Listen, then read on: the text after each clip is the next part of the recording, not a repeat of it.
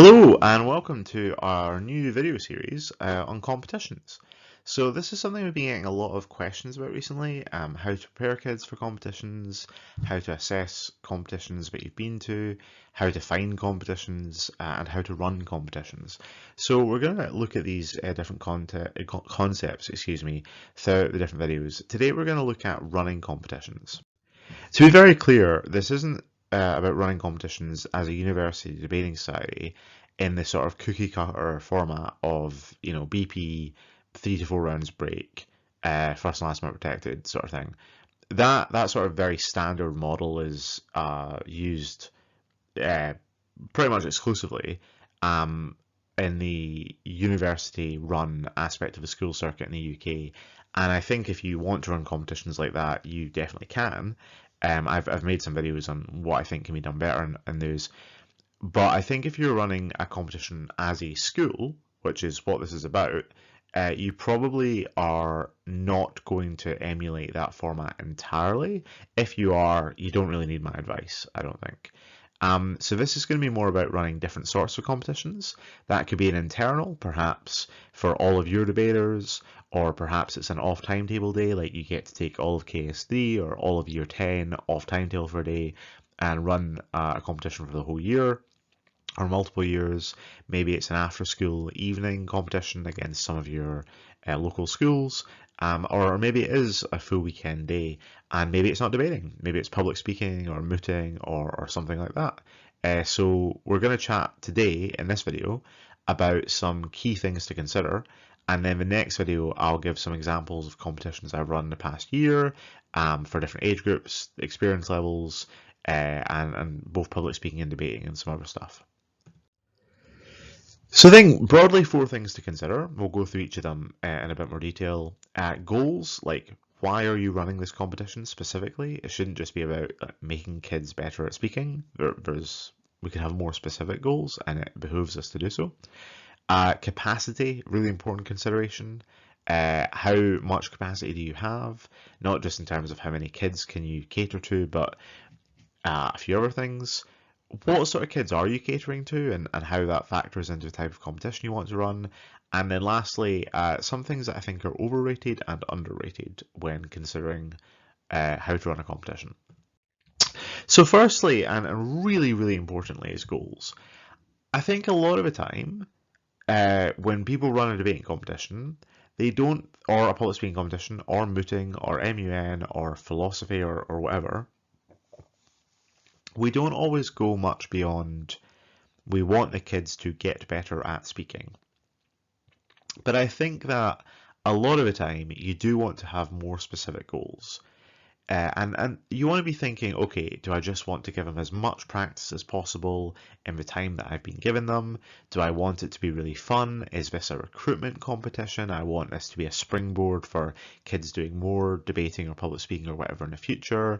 Is this meant to encourage more like research and deep thought? Like we want to give them challenging motions in advance so they can do lots of prep.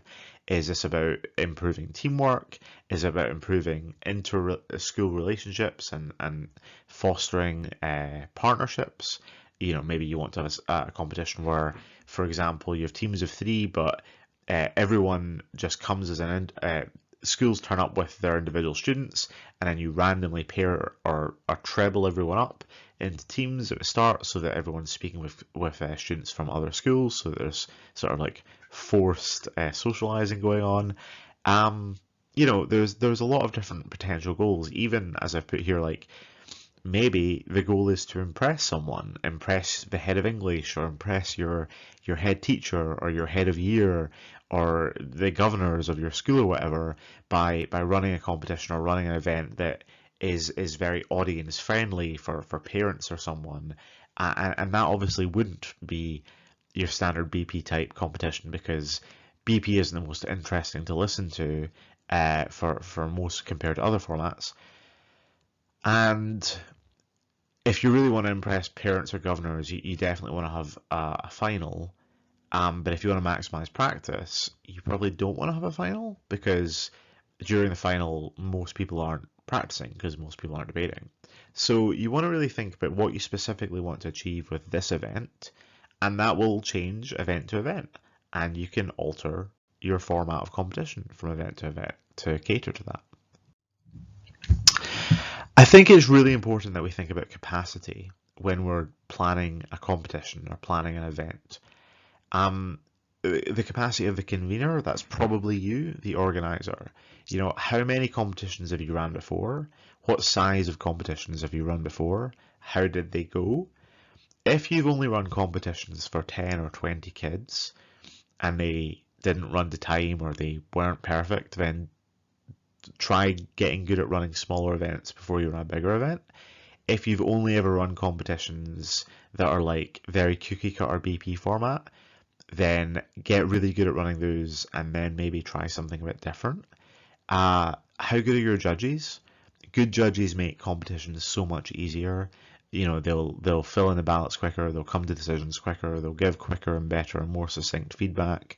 They'll control rooms better. They'll be on hand to help out with things in prep time or in between rounds. They'll know how to answer silly questions that kids ask. They won't have to refer everything to you. Some students make great judges, by the way, like school students. I now have school students as young as year 10 that I trust to chair in proper competitions because they are just really experienced and really good and really mature. So school students can be great chairs, but they might not be if they haven't got a lot of debating experience themselves. Teachers sometimes are great, sometimes not. Do you have a tab master? If not, it's really hard to tab and convene a competition at the same time. I've tried it. You know, I wouldn't recommend it. So if you don't have someone dedicated to tabbing, maybe you don't want a power pair. You know, maybe you just want to randomly assign. Motions. How good are you at stress testing motions and picking motions that are balanced and interesting? If you think you're quite good at that, awesome. If you're not sure, maybe run them by someone who you're confident does know what they're doing. If you're very experienced in selecting and stress testing motions, then obviously you can pick more ambitious motions. How experienced are your participants and how old are they? Younger students can't deal with complex instructions as well as older, more experienced students. So if your format is new or original, if your format is new or original, then you're going to find that that's going to be more difficult the younger the students are. Simple formats for younger students, and so on. As an economics teacher, a lot of economics is about maximizing your utility with limited resources. This is the same for debating competitions, okay? If you want to really work on giving as much practice as possible, you might have to limit time for feedback. If you really want to work on impressing a headmaster or a headmistress, you might have to sacrifice the amount of debating that happens so that you only have 2 rounds but it's very well run as opposed to 3 rounds and it's a little bit more chaotic, right? So you're going to have to make sacrifices. But if you've got a clear goal and you're realistic about your capacity and ability, you can pick a format or a structure that will allow you to focus on what's important, sacrifice some stuff that might not be as important, and achieve the goal that you've set out to achieve. As I've mentioned, the maturity and age and experience of your participants will affect the ability of you to run a more complex or more original format. But on top of that, who your participants are should obviously affect the goal of the competition. If your participants are very new, very novice-y, they probably just need to have a lot of fun and a lot of practice. So you want to try and pick formats or structures that give them a lot of time to practice. So, you know, doing 2 or 3 or 4 debates as opposed to 1 or 2, and try to make it as fun as possible. So low stakes, social, things like that. Intermediates, they've probably had a decent amount of practice already, and so what they need a bit more of than just raw practice is guided focus, meaning they need judges to give them feedback that's actually going to be useful.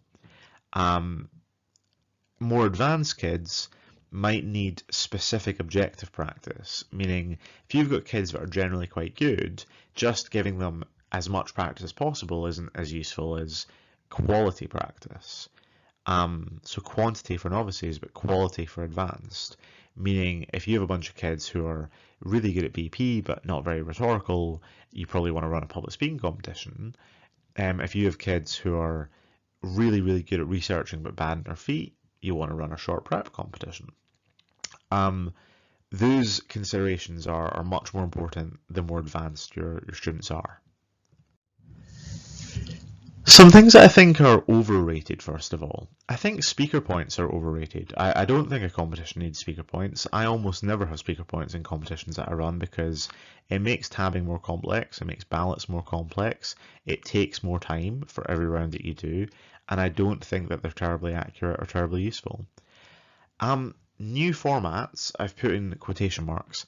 Having a new format or an untested format for no reason other than you kind of wanted to do your own thing or wanted to be original, if it's brand new, then you don't know if it's going to work if you haven't tested it. Unless you're very, very experienced, you might not have the ability to foresee all the potential pitfalls of a new format.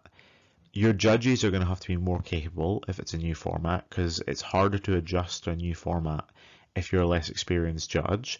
A lot of sort of semi-experienced university judges who have done a bunch of BP competitions but not much else are going to be competent BP judges but are going to really struggle if it's a little bit more off-piste. So I would say that don't just pick a new format for the sake of it. Pick a new format or an original format that you've thought through, ideally road tested, in a competition where you have good capacity, i.e. you're very experienced, you're working with some experienced people, you've got some good judges, and that you're picking a format that has a real goal and a real purpose. Original motions. There's nothing wrong with a good motion that's been done 100 times if it's still a good motion. Like this house would legalise euthanasia is a great motion. It was a great motion when I started debating a million years ago, and it's still a good motion today, I think. Motions don't stop being good just because they're not original. So originality for originality's sake, I don't think has much value. Some things that I think are underrated. Sticking to time is underrated, right? Like teachers and schools need you to finish at certain times. A lot of teachers already know this. It's usually coaches that don't get quite how important this is, and I include myself in that when I started. It's just really, really helpful if there's a schedule, that schedule is realistic, and that schedule is adhered to. It makes everything feel a lot more smooth, everything feels a lot more in control, everyone's a lot less stressed, you're not having to cut things or hurry people up or whatever, you're less stressed, it's just a lot better. So build in enough time in your schedule and build in some time for stuff happens. New formats. The reason I've said this is underrated is that if you do have that capacity, like if you're in the fortunate position that I'm in, where usually when I run competitions, I can pay judges, so I usually have quite good judges. I have exceptionally talented colleagues who I work with when I'm running competitions who are just amazing, and so I have a really amazing team around me. And I am very, very experienced at running competitions as well. So, and I can hire a tab master. So I'm in this position where I have the sort of capacity to run new formats or to alter existing formats a little bit, and I think there's incredible value in that because as much as I love the BP cookie cutter mold, and I do think it's very useful and a great format of competition, as discussed earlier, if you have specific goals, those goals are not always going to align most with a standard format of competition, and having a competition that gives students a chance to chair, or has audience questions, or has debates spliced with workshops. So like half the kids are debating in block 1 and then the other half are doing a workshop, and that changes for block 2. If it's like an off timetable day and kids go through the day and all of them do like 2 debates and 2 workshops, that might be really useful. New formats can be really, really useful if you have the ability to run them.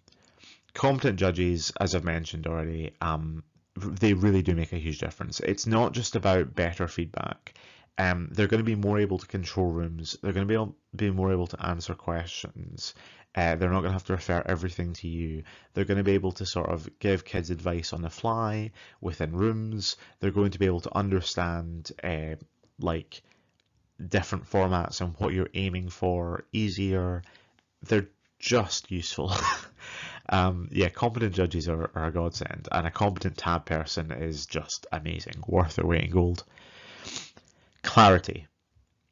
In a speaker's briefing, in a judge's briefing, in an email to teachers, when you are talking to teachers, it's really important that you get very, very good at giving the required information as clearly as possible and as succinctly as possible, and not worrying about giving them lots of information that isn't that useful. When I get an email from someone who's running a competition and it's like 2 A4 pages of paragraphs, like chunks of text, that is always a bad sign. Because even if I read it, I know a bunch of people haven't. And even when I send out emails that are brief, bullet pointed, specific information, teachers email me back with questions that tell me they haven't read that information. So you want to be as clear and succinct in the information you send out to everyone, speakers, judges, teachers, etc. Because the clearer you are and the more succinct you are, the more of that is actually going in, and the more that everyone will be on the same page. And that will just solve so many problems before they ever happen. It is a real skill to be able to communicate complex information clearly and succinctly, and it is supposedly a skill that debating develops, yet somehow so many people involved in the debating world are terrible at sending clear, succinct emails. Figure out why for yourself. Lastly, I think it's underrated to have interesting motions, and by this I mean motions that are off the wall, motions that are original, motions that address current affairs or are wild, sci-fi, alternative reality, thought experimenty. Obviously you don't want them to be wildly unfair or imbalanced, because that just doesn't help anyone. But if they're a little imbalanced, or if you're not 100% sure they're stress tested, but you think they're broadly reasonable, and they are genuinely very interesting, not just original, actually very interesting, there's incredible value to having school students have interesting conversations. They're far more likely to come back, talk to their friends about it, talk to their parents about it, if you're not just discussing bog standard stuff, but really making them think about new ideas and new concepts. That should be a part of this game, whether it's MUN, public speaking, mock trials, or debating. Picking interesting cases, interesting global scenarios, interesting speech topics is hugely valuable, I think. So a longer video today, apologies for that, but I hope that the information was useful. In the next video, what I'm going to do is look at 5 or maybe 4 competitions that I've run in the last year and discuss how each of them worked and why we chose specific formats or specific time signatures or rules or whatever else, and what we're trying to achieve with each, to give you an idea of my thought process or our thought process when we design formats or when we alter formats to have better competitions. But for now, thanks so much for watching. Please post any questions or comments you have down below, and I'll do my best to get back to you. And yeah, until next time, keep debating. Thanks.